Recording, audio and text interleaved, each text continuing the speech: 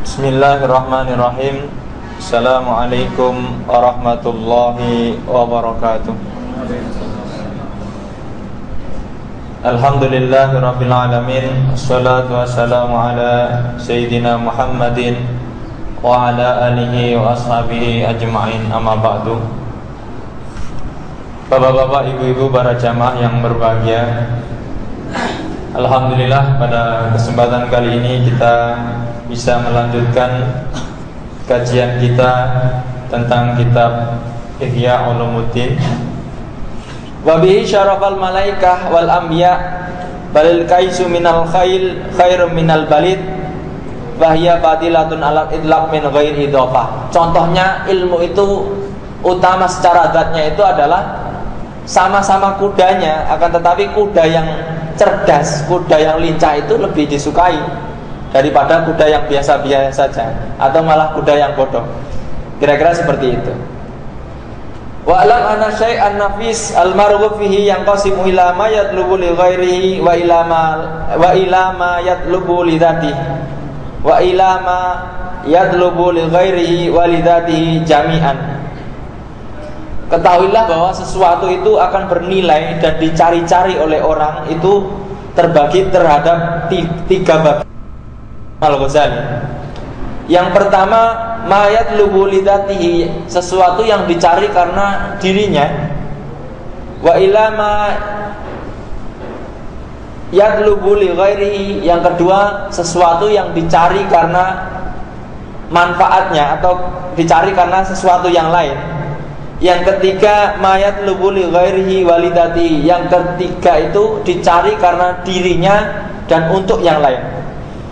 Fama yatlubu lidatihi asrafa wa afdala mimma yatlubu li ghairihi. Maka kalau kita bisa gambarkan, yang lebih utama adalah yang dicari karena dirinya sendiri, bukan karena sesuatu yang lain. Wal matlub li ghairihi ad-darahim wa dananir. Contohnya apa? Sesuatu yang dicari untuk yang lain. Contohnya adalah di sini dikatakan ad-darahim atau dirham wa dananir dan dinar. Atau kalau kita uang, sesuatu yang kita cari untuk yang lain, yaitu uang. Uang kita cari untuk apa? Untuk membeli sesuatu, untuk apa sesuatu gitu kan. Bukan dirinya yang kita cari, bukan kertasnya, tetapi nilai dari kertasnya itu. Kemudian fa innahuma hajaron la manfaata lahuma walaula anna Allah Subhanahu wa taala yasirru qadaul hajat bihima lakana wal khasba bimasabatin wahida. Seandainya, ini dalam bahasa dirham dan dinar, seandainya dirham dan dinar itu tidak dijadikan oleh Allah sebagai alat untuk tukar atau alat untuk pembayaran, maka sebenarnya sama saja dengan batu-batuan yang lain. Sama dengan kalau kita bahasa dalam bahasa kita, kalau saja kertas yang ada tulisannya uang itu tidak disahkan untuk alat pembayaran, maka kertas itu ya seperti kertas-kertas yang lain. Maka uang itu yang kita cari bukan uangnya sebenarnya, tetapi kemampuan kita untuk mencari yang lain. Itu namanya mayat lubuhu li ghairi. Kita cari uang tetapi bukan dia tujuannya, tetapi sesuatu yang lain. Kita untuk makan, untuk beli mobil dan sebagainya, berarti bukan uangnya yang kita cari. Kemudian walladzi yatlubu lidzatihi fasadah fil akhirah, dan sesuatu yang dicari karena dirinya adalah kebahagiaan akhirat yang itu dicari. Waladzatun nadhar liwajhi ta'ala, dan kenikmatan menghadap kepada Allah Subhanahu wa taala. Walladzi yatlubu lidzatihi wa li ghairihi maka salamatil badan, yang kita cari untuk dirinya dan untuk manfaatnya. Contohnya adalah mencari kesehatan. Nah, kesehatan badan kita cari untuk apa? Ya bukan hanya kesehatan badan saja yang kita cari, tetapi kadang-kadang kita juga mencari dengan sehat itu kita bisa bekerja. Berarti kan double. Kita cari untuk kesehatannya. Jadi ada tiga hal. Yang pertama, kita cari untuk yang lain saja. Contohnya adalah uang. Jadi uang setumpuk apapun itu kalau nggak bisa dibuat pembayaran, sama kayak kertas. Kira-kira seperti itu. Jadi ibaratnya, contoh gambarnya sebenarnya simpel. Bapak bawa uang rupiah, tiba-tiba sampai ke Amerika bawa rupiah itu. Di sana ya kayak kertas biasa. nggak akan bisa laku kecuali mungkin ditukar dulu. Nah ini contohnya. Itu sesuatu yang lain adalah uang, dirham dan sebagainya. Kalau kita cari untuk dirinya sendiri adalah kebahagiaan sebenarnya. Kebahagiaan yang lebih luas lagi adalah kebahagiaan akhirat nanti. Kemudian yang kita cari untuk kedua-duanya, untuk dirinya dan untuk yang lain adalah contohnya kesehatan badan, kesehatan kaki misalnya. Kenapa kita ingin kaki kita sehat? Satu, ya kita ingin sehat kakinya. Yang kedua, kita ingin bisa berjalan menuju suatu tempat. Yang ketiga, barangkali dengan bekerja akhirnya kita mendapatkan hal-hal yang lain. Wa bi hadzal intibar idza nadarta ilal ilmi ra'aitahu ladzidan bin nafsihi. Nah, dengan itibar ini ketika kita melihat kepada ilmu, maka kita akan bisa melihat bahwa ada kelezatan di dalam ilmu itu. Fayakunu madluban lidzatihi, maka ilmu itu dicari karena dirinya. Dengan ilmu orang itu bisa bahagia di akhirat nanti. Jadi kalau dia nggak tahu ilmunya, bagaimana supaya bisa masuk surga? Ya bagaimana bisa masuk? Oh nggak tahu ilmunya. Ya minimal ilmunya apa? Bertauhid, beragama dan sebagainya, itu kan ilmu semua. Kemudian wa adamul asya rutbatan fi haqqil adami as'ada al-abadiyah. Seagung-agungnya sesuatu yang ada di dalam kehidupan manusia itu yang dicari adalah kebahagiaan yang abadi. Kebahagiaan yang abadi ya, apalagi kalau bukan kebahagiaan akhirat. Padahal kita tahu bahagia itu tidak bisa dibeli dengan uang. Kalau uang tadi bisa beli mobil, tetapi tidak bisa membeli kebahagiaan. Nah, apa yang bisa membeli itu ya? Dengan ilmu. Dengan ilmu, beramal, insya Allah akan mendapatkan kebahagiaan itu. Wa afdalul asya ma huwa wasilatan ilaiha. Dan sebagus-bagusnya sesuatu adalah sarana untuk mencapai itu. Jadi syarat untuk mencapai itu. Jadi kebahagiaan abadi itu tidak akan tercapai ketika orang tidak punya ilmu. Maka ilmu itu posisinya adalah syarat yang paling agung untuk atau syarat yang paling utama untuk mendapatkan kebahagiaannya ilmu. Orang yang tahu ilmunya itu dalam keadaan apapun kan bisa bahagia. Kalau orang berilmu, keadaannya apapun insya Allah bahagia. Tapi kalau orang tidak berilmu, dalam keadaan kecukupan pun tidak bahagia. Kalau kita bisa lihat di dalam kehidupan kita, nanti bisa mendapatkan ilmu yang lebih besar. Wala yatawassul ilaiha illa bil ilmi wa amal. Dan itu tidak akan terjadi, dikatakan menurut Imam Al-Ghazali, tujuan kebahagiaan abadi itu tidak akan tercapai kecuali dengan ilmu dan amal. Sudah tahu ilmunya nggak beramal, sama saja tidak sampai. Jadi kalau kita sudah tahu tujuan, kita sudah punya teorinya, tapi kita tidak lakukan, ya tidak sampai. Kita mau bikin mobil listrik misalnya, sudah tahu ilmunya, ya kita nggak buat, ya nggak jadi tuh. Kira-kira seperti itu. Wala yatawassul ilal amal illa bil ilmi. Dan orang itu tidak akan bisa mengamalkan sebelum dia tahu caranya. Bagaimana dia bisa beramal tetapi dia tidak tahu ilmunya. Dia mau sholat nggak tahu caranya, akhirnya sholatnya apa? Sholat apa kira-kira? Atau ikut-ikutan dan sebagainya. Fa aslu sa'adah fid dunya wal akhirah wal ilmu. Maka pokok atau sumber-sumber dasar untuk kebahagiaan di dunia maupun di akhirat adalah ilmu. Orang yang punya ilmu insya Allah akan bahagia minimal di dunia ketika dia mau menggunakan ilmunya. Apalagi dia punya ilmu akhirat dan mengamalkannya, insya Allah akan mendapatkan kedua-duanya. Bahwa idzan afdalul a'mal wa kaifala wa qad ta'arrafa fadilatu syai' aidan bi syarafi samratihi wa qad arafta anna samratal ilmi al-qurbu min rabbil alamin. Dan buah dari pengetahuan itu sebenarnya mendekatkan diri kepada Allah. Maka nanti di dalam ayat lain kita sudah pernah bahas bahwa orang-orang yang takut kepada Allah itu pada dasarnya adalah orang-orang yang berilmu. Jadi kalau dia semakin tahu, semakin paham, maka dia semakin bertauhid, semakin dekat dengan Allah. Wa amma fid dunya fal izu wal waqar wa nufudu al hakim alal muluk wa luzumul ihtiram fit taba hatta inna aghbiya at-turki wa atlafa al-arab yusadifuna tabahum majbulatan ala tawqir li syuyukhihim li tisosihim bimazidi ilmin mustafid min at-tajribah. Adapun kemuliaan dan kewibawaan yang ada di dunia ini karena pengaruh-pengaruh kebijaksanaan seseorang raja misalkan, dan kemudian penghormatan naluri. Jadi ketika orang meraih kehormatan di dunia itu, dia mesti mempunyai kelebihan, entah ilmu-ilmu atau apa. Bahkan dikatakan di dalam kitabnya Al-Ghazali, bahkan orang-orang bodoh, ini contohnya di negara Turki, dan kasar-kasarnya orang Arab itu tetap dia menghormat kepada kepala sukunya. Padahal kepala sukunya itu hanya memiliki keahlian tajribah atau keahlian yang dia dapat atas kebiasaan gitu. Jadi ahli sedikit dibanding yang lain itu dia jadi kepala suku dan dihormati. Itu baru seperti itu. Apalagi ketika orang itu menguasai ilmu akhirat. Ibaratnya gitu. Jadi kalau kehormatan duniawi itu bisa diraih ketika orang punya ilmu yang lebih dibanding yang lain.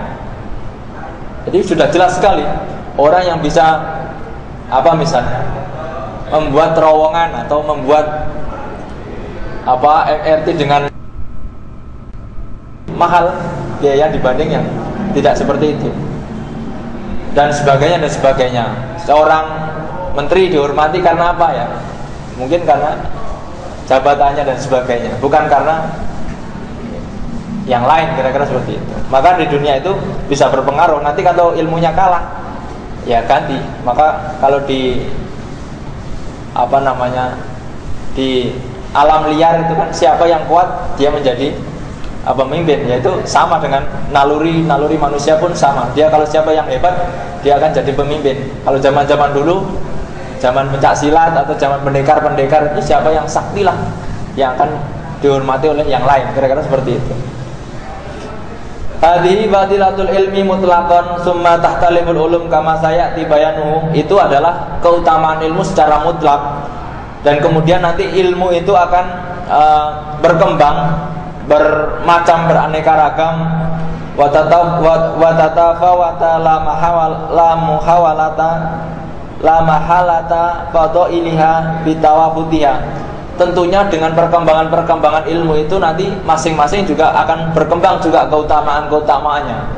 Jadi ilmu apa? Nanti ada ilmu, misalkan ini ilmu akhlak, nanti ada ilmu tajwid, ada lagi ilmu falak misalnya, ada ilmu itu dan sebagainya sesuai dengan yang ada. Nanti itu masing-masing punya keutamaan tersendiri. Wa amma fadilatut ta'lim wa ta'allum, adapun keutamaan belajar dan mengajar atau mengajar dan belajar, fadhilatun mimma dzakarnahu fa innal ilma idza kana afdalul umur kana ta'allumahu taliban lil afdal. Kalau ilmu itu dianggap sesuatu yang sangat utama, maka mempelajari ilmu itu sebagaimana mencari keutamaan. Jadi kalau orang ingin dapat keutamaan, ya dicari, maka mencari ilmu itu sama dengan orang yang mencari keutamaan. Bahkan ta'limuhu ibadatan lil afdal. Adapun orang yang mengajarkan itu adalah memberi faedah atau membuat keutamaan itu lebih berfaedah lagi. Dan penjelasnya, anna maqasidul khalqi masmu'atun fid dini wad dunya wala nidamun lid din ila binidhamid dunya. Jelasnya, maksud manusia itu terkumpul di dalam agama dan dunia. Wala nidhama lidini ila binadhamid dunya, dan agama itu tidak akan teratur dengan tidak teraturnya dunianya. Jadi kalau orang dunianya belum teratur, biasanya agamanya juga agak kurang teratur. Maka kemudian diwaspadai orang-orang yang fakir itu sangat berbahaya, rentan terhadap keluar dari agamanya itu. Kemudian dikatakan fa inna dunya mazra'atul akhirah, karena dunia itu ladangnya akhirat. Kalau dunianya tidak diopeni, ya bagaimana dia akan panen, ibaratnya gitu. Jadi di sini ditekankan juga bahwa dunia itu penting untuk sampai kepada panennya di akhirat. Karena mazra'atul akhirat itu adalah dunia. Wa hiya al-ala al-muwassala ila Allahi azza wa jal liman ittakhadha alatan wa manzilan. Dunia itu adalah alat bagi orang-orang yang menganggapnya alat dan tempat halte untuk menuju akhirat. Akan tetapi la liman yattakhidhu mustaqarran wa watanan. Akan tetapi tidak bagi orang-orang yang menganggap dunia itu adalah tempat tinggal yang terakhir atau tanah air yang tidak akan kemana-mana kecuali di dunia. Jadi bagi orang-orang yang menjadikan dunia mazra'atul akhirat itu hanya, ya dunia itu hanya ladang, bukan tempat tinggalnya. Jadi diolah, akan tetapi bukan kemudian membangun rumah di situ dia, tetapi untuk panen. Berbeda ketika orang yang menjadikan itu rumah, insya Allah nggak bakal panen. Oh, sudah jadi rumah, kira-kira perkebunannya kira-kira seperti itu. Kemudian walaisa bitantimi amri dunya ila bi a'malil adami, dan perkara-perkara dunia itu tidak akan bisa teratur tanpa perbuatan-perbuatan orang-orang atau perbuatan anak Adam. Wa a'maluhum wa harfahum wa sinatahum tankhasiru fi salasati aqsam. Ini secara duniawi saja Imam Ghazali mengatakan hal-hal yang berurusan dengan duniawi manusia itu terbagi menjadi 3 bagian. Yang pertama, usul la qawama lil alam dunaha wa hiya arba'ah. Yang pertama adalah alam ini tidak akan lurus, tidak akan tegak kecuali dengan 4 hal. Yang pertama adalah az-ziraah. Yang pertama adalah pertanian, wal hayakah dan pertenunan, wal bina dan konstruksi bangunan, wasiasah dan politik. Ini penting sekali dalam kehidupan dunia itu. Kalau dalam kitabnya Al-Ghazali, jadi untuk menjadikan dunia itu mazra'atul akhirah, ya kita juga perlu nih 1 atau 3 hal. Yang pertama adalah dunia itu tidak akan bisa teratur ketika tidak ada 4 hal. Yang pertama mazra'ah atau ziraah, pertanian. Karena apa? Orang butuh makan. Tidak ada pertanian, ya orang bagaimana bisa sholat kalau nggak bisa makan. Wal hayakah, tenun atau tekstil atau hal-hal yang berkaitan dengan pakaian, karena ya nutup aurat juga wajib, kira-kira seperti itu. Kemudian bina atau konstruksi bangunan, ya itu perlu juga konstruksi bangunan, orang butuh tempat tinggal. Yang keempat, siasah atau politik. Nah ini juga penting, politik itu ternyata juga harus diperhatikan, karena politik itulah kemudian yang bisa mengambil kebijakan-kebijakan agar kehidupan dunia itu teratur. Harga pokok misalkan tidak seenaknya naik, itu harus dengan politik. Maka kalau kita gali dari kitab Ihya Ulumuddin ini, ternyata kita bukan berarti disuruh meninggalkan dunia, tidak. Dunia itu harus ditata, karena kalau dunianya nggak teratur, agama itu susah untuk teratur. Kehidupan kita untuk agama itu akan susah teratur. Itu yang pertama. Yang kedua, mahya muhayyatan likulli wahidin mihadi sina'ah wa khatimatan laha kal qidadah fa innaha tahdumu zira'ah wa jumlatun minas sina'ah bi adati alatiha. Dan semua itu akan berkaitan nanti. Pertanian butuh namanya alat-alat pertanian. Alat-alat pertanian itu hanya bisa dibuat oleh orang-orang yang ahli di bidang besi. Jadi butuh lagi besi dan sebagainya. Kemudian tenun dan sebagainya itu juga butuh ahli-ahli besi untuk membuat mesin tenun dan sebagainya. Nanti ada keterkaitannya semua.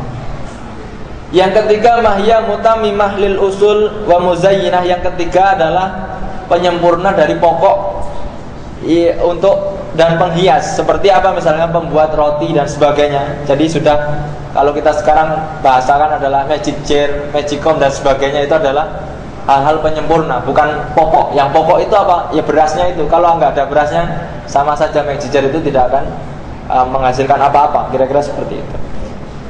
Kemudian kalkosoroh, gunting, jahit dan sebagainya, itu semua hal-hal yang penyempurna. Jadi ada 3 hal.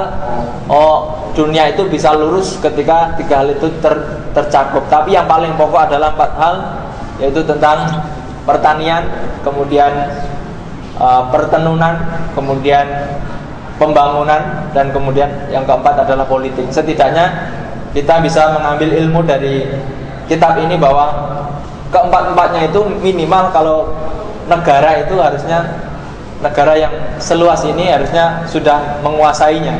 Jadi makanan sudah punya, pabrik pakaian punya, kemudian tadi yang ketiga adalah apa tadi yang ketiga? Konstruksi bangunan, kemudian politik. Jadi empat-empatnya ini kalau bagus, insya Allah negaranya maju.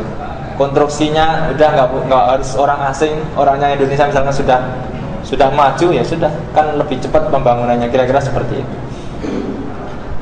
Kemudian wasiyasah istilahil khalqi wa irsyadihim ila thariq al-mustaqim al-munjibid dunya wal akhirah. Ternyata siasat atau politik itu adalah cara atau cara-cara untuk meredakan konflik, baik di dalam urusan dunia maupun di dalam urusan akhirat. Ternyata politik itu kita harus belajar. Kenapa dikatakan seperti itu? Karena politik tingkat tinggi di sini menurut Imam Al-Ghazali ala arba'ati maratib. Politik itu ada 4 tingkatan. Tingkat yang pertama al-aula wa hiya al-ulya. Politik tingkat tinggi adalah siyasatul anbiya alaihimus salam wa hikamihim alal khosoh wal amah jami'an fi dhairihim wa batinihim. Jadi siasat tingkat tinggi itu ya politiknya nabi-nabi itu. Ya kalau kita lihat dari Nabi Adam sampai Nabi Muhammad itu, nabi siapa yang nggak cerdik? Cerdik semua saya pikir. Kalau nggak cerdik, udah selesai ceritanya. Kalau kita mungkin yang paling kelihatan sekali kan mungkin ceritanya Nabi Ibrahim, ceritanya Nabi Yusuf, kemudian Nabi Muhammad, Nabi Musa juga, itu kan politik semua. Kalau nggak pakai politik, ya sudah hancur lah, kira-kira seperti itu. Apalagi Nabi Harun dikenal dengan ahli politik gitu. Itu politik tingkat tinggi, yang mana ini tujuannya adalah akhirat. Dikatakan wasaniyah al-khulafa wal muluk wasalatin. Politik tingkat kedua adalah politiknya para khalifah, raja-raja, kemudian sultan, ya politik kepala negara. Ini tingkatan kedua.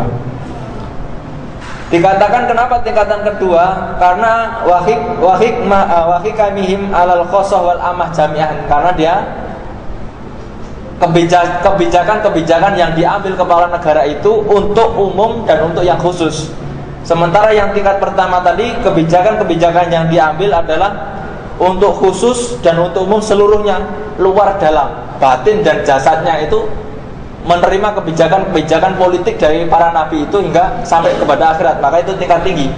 Sementara kalau khulafa atau khalifah, raja kemudian presiden, itu politiknya tingkat kedua. Karena kebijakan yang diambil itu akan meratai seluruh orang, baik umum maupun khusus, tetapi hanya yang masalah jasadiah saja. Urusan kebatinan tidak masuk pada politiknya kerajaan, kira-kira seperti itu. Atau presiden tidak masuk pada urusan politik batin ini. Kemudian yang ketiga, wasalisah al ulama billah azza wajal.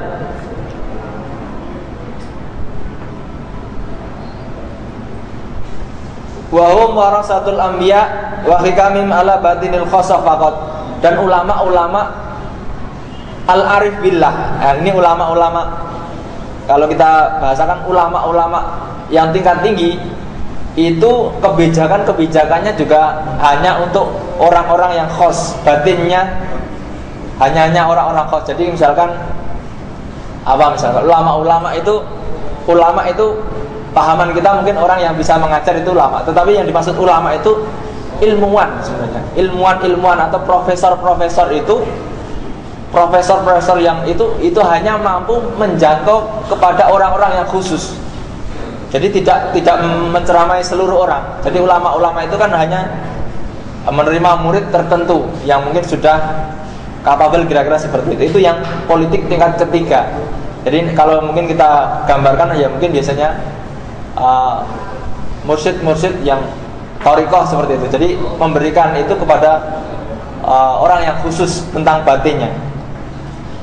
Kemudian yang keempat warrabiah al-mu'ad. Yang keempat ini pendai. Wa hikamihim ala bawatinil awam faqat. Pendai-pendai ini hanya berdakwah untuk batinnya orang-orang awam saja. Jadi kalau orang-orang yang berpendidikan, orang-orang profesor-profesor itu ketika ada wu'at, ada pendai, maka pendai ini tidak akan bisa diterima oleh profesor. Maka profesor-profesor itu bisa menerima dari profesor yang lebih tinggi lagi. Jadi maka itu tingkat ketiga tadi.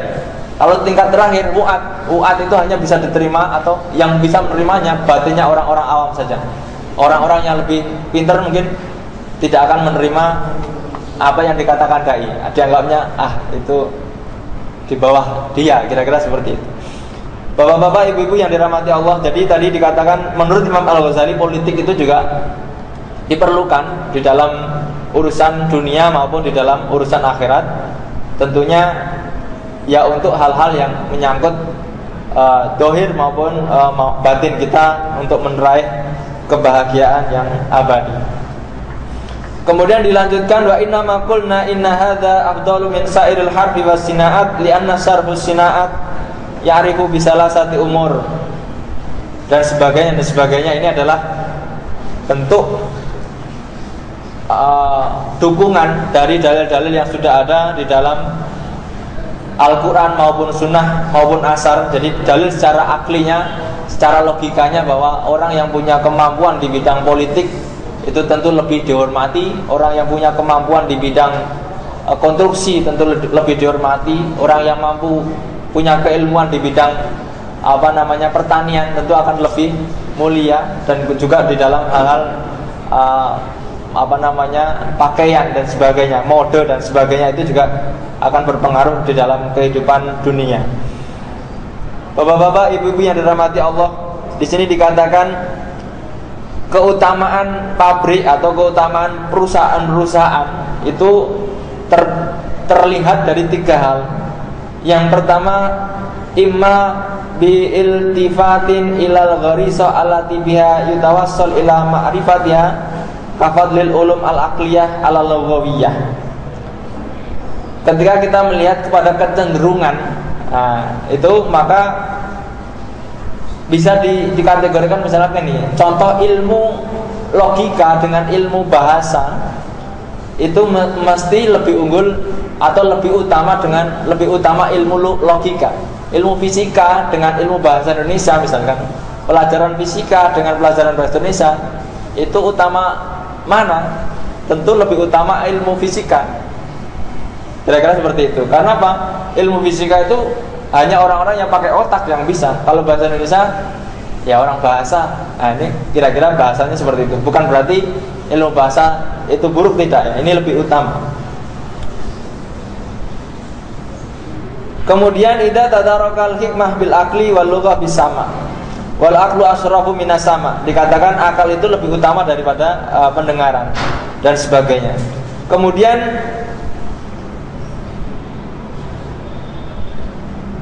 wa amma bimulahadatil mahal allati bi tasarruf kafadli asyagha ala dibagha. Yang kedua kafadli ziraah ala syagha. Kalau secara dilihat dari keumuman manfaatnya secara umum, yang kedua ini adalah contohnya keutamaan bertani daripada keutamaan tukang emas.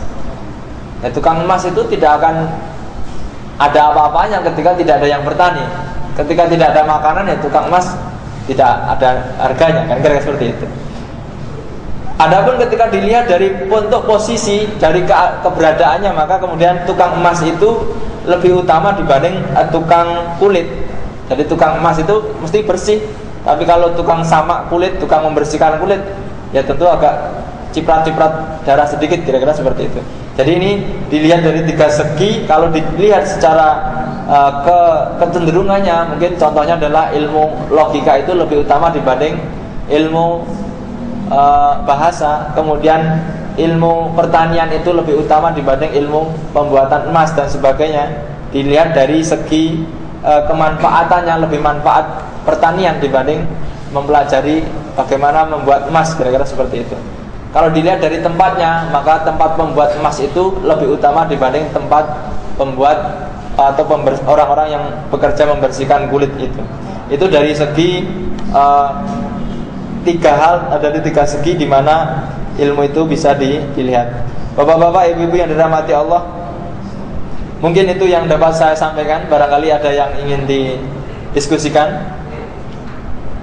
Jika tidak, mungkin itu baru awal dalil-dalilnya saja tentang keutamaan ilmu, mengajar dan belajar. Insya Allah pada kesempatan yang akan datang kita akan masuk pada pembahasan ilmu-ilmu apa saja yang terpuji, apa ilmu-ilmu yang tercela, dan pembagian-pembagiannya, dan kemudian fardu dan tidaknya ilmu itu kita pelajari dan sebagainya. Nanti kita akan bahas pada bab yang kedua dari kitab Ihya Ulumuddin ini.